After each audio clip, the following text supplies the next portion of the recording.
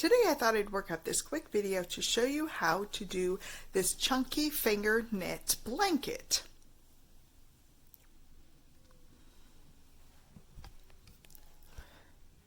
I'm going to make it here on my bed so it's a little bit easier to show you how it's done. I used this yarn, Eternal Bliss yarn by Yarn Bee, that I got at Hobby Lobby. You can use any type of yarn. You'll just want it to be a super bulky jumbo yarn that is about, here's a number 7, jumbo is what you're looking for on the yarn label as far as the yarn. You could use a 6, but you're not going to get as thick of a blanket. But this is an acrylic. The wool works well. I would not suggest using the roving because they fall apart. So how do you decide how big of a blanket that you want? You can do a little bit of trial and error, but what I have found, I worked up 26 chains, and once I worked several rows, it came out at 48 inches. So if I do the cross multiplying with the math, if I want a 30-inch blanket, then I would do about 16 chains. It will stretch some, so it won't be exact, but that gives you an idea. It will depend on your gauge. So let's get started. You will want to work this blanket either on the kitchen table, the floor, or across a large bed, something along that line, so that you have plenty of room. It will take several of these skeins to work up a larger blanket. For this blanket that I made here that fits on my king size bed, I used about 18 of these. To do a personal sized one that I made for my grandfather, I used 8. So that will give you an idea of how many you might need. I'm just going to work up a small version of it for you to show you about how far we want to go. So unroll a whole bunch of it. Find your end. We're going to want to leave a little bit of a tail so we can weave it in later. And then make a slip knot, cross it over, bring it across the long end, and pull a piece up. Then we're going to chain, and the whole thing is done with our fingers. So put your fingers inside your chain, grab your working end of your yarn, and bring it through. This is like crocheting a chain with a crochet hook, but instead of using a hook, you're using your fingers.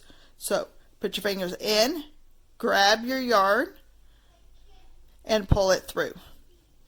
You just keep doing that. Now, you don't want to make them too tight, and honestly, I think these two right here are a little bit on the tight side.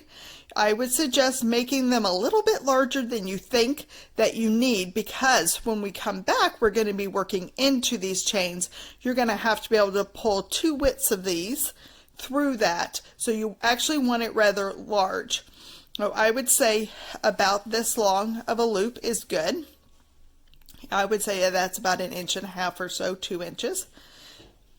Plenty of room to put your fingers in, grab the loop, pull it up, and pull it a little bit further than you think you need. Put your fingers in, grab the loop, pull it through. We're going to do 16. We don't count our slip knot. 1, 2, 3, here's 4,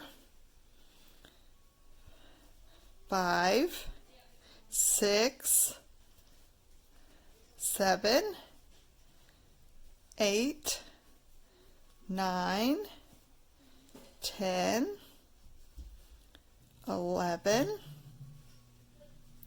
12. So now we've got about 16 loops, chains on our foundation. We want to work 16, so we need to actually do one extra, 17. There's 17 loops. Now lay it out, and then I pull out a bunch of your yarn, and I just kind of lay it across, and now we're going to work the finger knitting. So we're going to start up. Your last loop will be up like this and be the one that you worked. Go into the second chain from your original one. We've skipped our first one, our second one. Put your fingers in the chain, grab your yarn and pull it up. So now you have the last loop that you did. Here's this one. You're going to go into your, we worked into that one. Now we're going into our next one. We're going to put our fingers inside, grab your yarn, pinch it and pull it up. And the whole thing, you're going to have to be a little loose because you're not going to want it tight.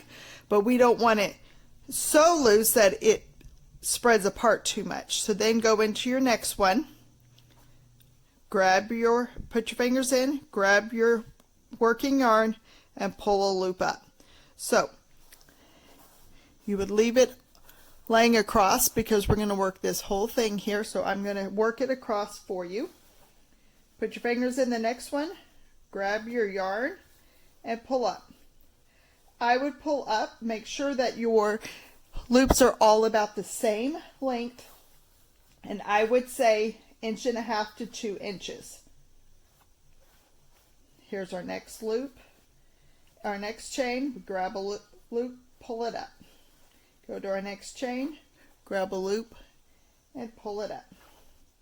Our next chain, grab a loop and pull it up. And this is why you wanted to do it rather loose to begin with.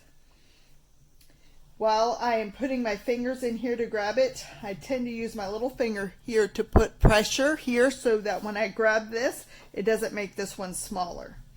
So put your fingers in, grab your yarn and pull it through. Then lay it down.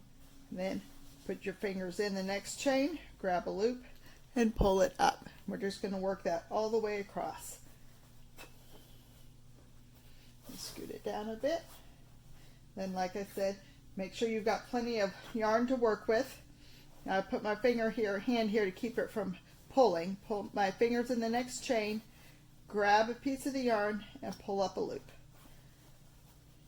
All the way across.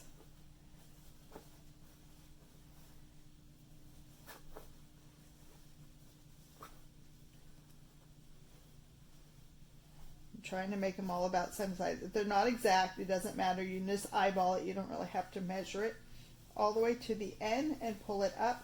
This one is my knot, so we'll just leave that. 1, 2, 3, 4, 5, 6, 7, 8, 9, 10, 11, 12, 13, 14, 15, 16, 17. That's because I did that extra one and I must have had too many to begin with. But anyway, 17 is good. I would not measure it yet because it will spread a little bit. So if it's too big now, it's definitely going to get too big in a little while. But if it's not quite the width that you wanted, don't worry, it will get a little bit wider. So now we're back on this end. Here's our first loop. We're going to put our finger in the loop, grab the yarn, and pull it up.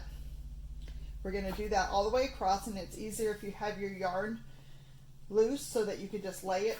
I just tend to lay it straight across like this so that it's ready for me to work with.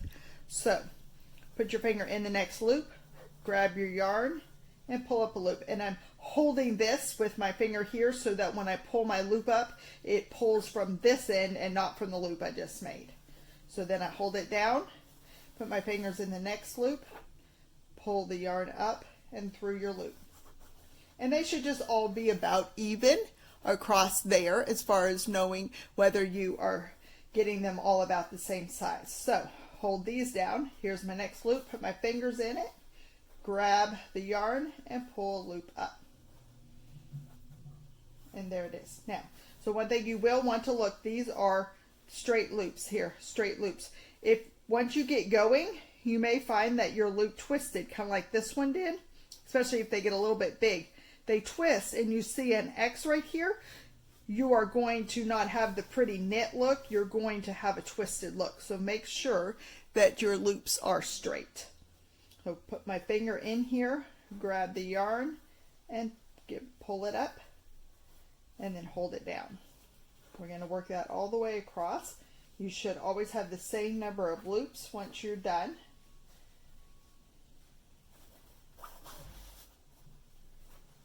Then on the next row, we can measure once we get done with this row.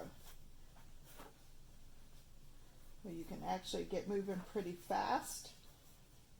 Once I get a lot of bulk down here, I tend to just roll it up or push it down off the edge of the table. I did it up on the living room floor. I just folded it up and sat on it. So it just depends on how big of a blanket you're making. And we'll pull it down here.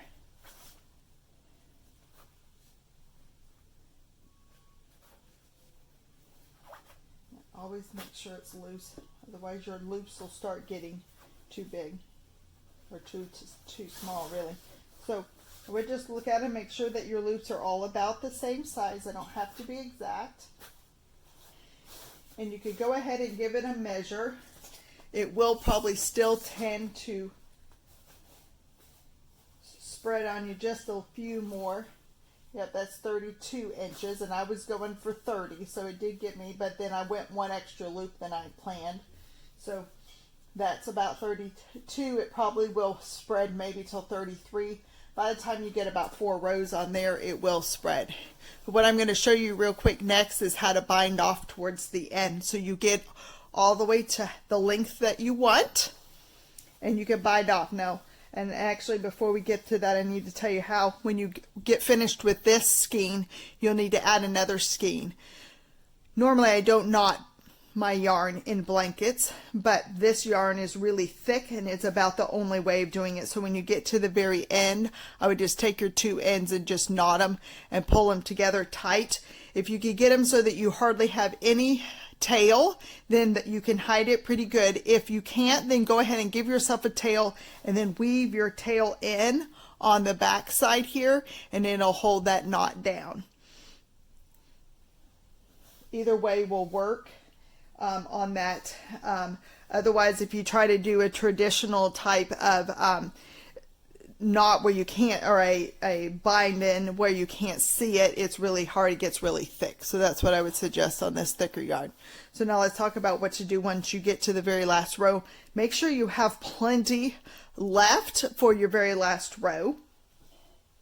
Then to bind off, you're going to go ahead and do it like you would your normal one. This was our very last stitch. So now we're going to go ahead and do a pull through. And then on the second one, we'll do a pull through. And then what we will do is then take this one and put it through the one before it and come up. So you want to make sure you do it fairly loose. Then go to your next loop, pull a loop through up on that, and then pull it through your first one, or the one before it. This gives you a pretty bind off edge that will look a lot like your beginning edge. We'll go to your next loop, make sure it's straight and not twisted. I hold this down with these other fingers so that it doesn't pull too tight. Pull a loop up, and then pull that loop through the previous loop. There's probably several ways of binding off, but this is the one that gives it a pretty edge at the top. I'll go to your next one, find you a loop, and then bring the loop through the previous loop. Do them all about the same size, and you'll have a pretty one across the top, a pretty bind off, and then you will have a pretty hand finger knitted chunky blanket.